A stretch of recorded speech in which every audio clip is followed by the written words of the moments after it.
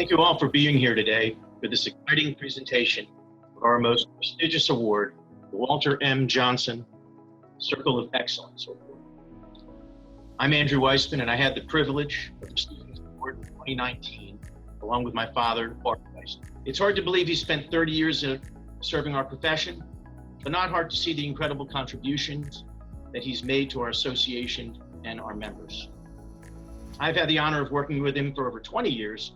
I'm proud to call him my colleague, confidant, and most importantly, my friend. What words would I use to describe our award winner? Moral, ethical, professional, forthright, genuine, conscientious, and downright courageous. He's the one we all turn to when strategizing the political landscape, and personally, he's taught me so much more than I can express. I'm so thrilled that I've been given the opportunity to present this award, and even prouder to call this year's winner my friend. So much more could be said about this individual, who by now surely knows he's about to receive it. Before we do so in presenting it, let's hear from a few of our friends, our winners, who shed more light on what makes him so special. Bob Asztalos is one of the kindest people that I know, and considerate. He cares deeply about the members. He cares deeply about the association, employees, and everybody that works here. He's the kind of guy you want to go into a fight with. And by that I mean he's trustworthy, he's honest, he will have your back. But to see Bob work in the legislature and within the legislature was really watching an artist who had perfected his craft. And I learned so much from you, Bob. And I hope that our members understand the countless hours that you spent on the road, away from your family, the countless hours that you spent up at the Capitol, all on their behalf. What makes me think of Bob and smile all the time is, one, he always had a smile. He always could figure out what to do to fix the problem rather than worry about what it was. And so he could work his way through it, and he would do it on a team approach, and always in the back of his mind he had who he worked for. And it wasn't necessarily the American Healthcare Association. It was for the nursing homes and the people in the nursing homes. I don't think there's another more patriotic person that I personally know here in Florida than Bob. His heart is in the right place to serve veterans, to serve their survivors, their spouses, and current military too. And he's done such wonderful work. I admire what he's done. And how do you thank someone like Bob, who has done so much, other than just say, you know, we're so grateful and so lucky that God has given us a person like him to carry that message about veterans and our military out to the public. Bob's done a great job. Working with Bob at the EOC has definitely been great. He has been a strong advocate for long-term care providers, and I think has really helped the Florida Healthcare Association become a much more integral part of the state's disaster preparation and response efforts. He has led an extremely strong team from Florida Healthcare Association that have done a great job in communicating with long-term care providers, getting the message out about things they need to be aware of, and taking the extra step to make sure they're prepared and aware of issues. So that's been a huge partnership with the association at Bob's leadership.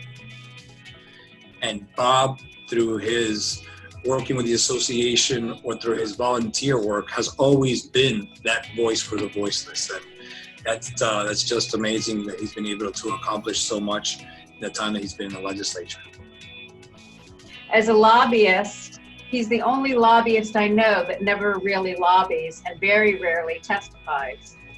He always pushes providers in front and encourages them to tell their story. In fact, that's how I met Bob for the first time in Washington, D.C. He would always tell me, this is my position, this is the position of the association, but Renee, politically, maybe you should think about this, or maybe you may want to have someone else handle it. And that speaks volumes about an individual and their character, and their moral compass. And that to me is, I think, one of the reasons that where offer, he and I became really good friends because, you know, even though that he always put the association first and he always put his clients first, he figured out how to balance it out with them. I can't pay you a higher compliment than this. I'm a combat soldier. You know my story. And there is no greater compliment than telling someone you would share a foxhole with them when you know that person is going to maybe make a difference whether you live or die. So Bob, listen close. I'll tell you this, my friend. Congratulations on this prestigious award, and I would share a foxhole with you anytime. Congratulations, Bob. Congratulations, Bob. We're glad to have you part of the Circle of Excellence. You deserve it. Congratulations, Bob, on the Circle of Excellence Award. Bob, congratulations on the Circle of Excellence Award. You've been an incredible advocate, a valuable colleague, and are so deserving of this wonderful recognition. Just end it this way and say, Bob, it is a very well-deserved, and my heartfelt congratulations to you for what you've done for not only Florida, but you also did for me and for the people in Washington, D.C. Best to you, my friend.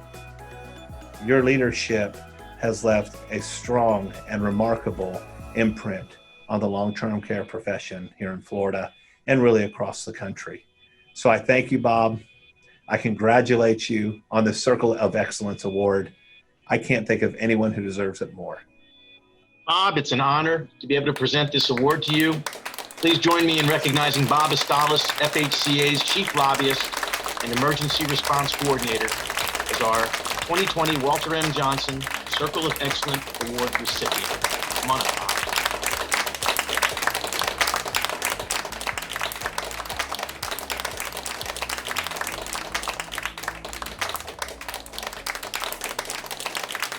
First of all, thank you so much for this honor.